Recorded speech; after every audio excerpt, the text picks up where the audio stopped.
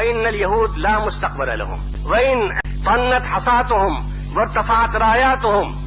وإن طنت حصاتهم في العالم وسحر كل إنسان وكل عاقل وكل سياسي،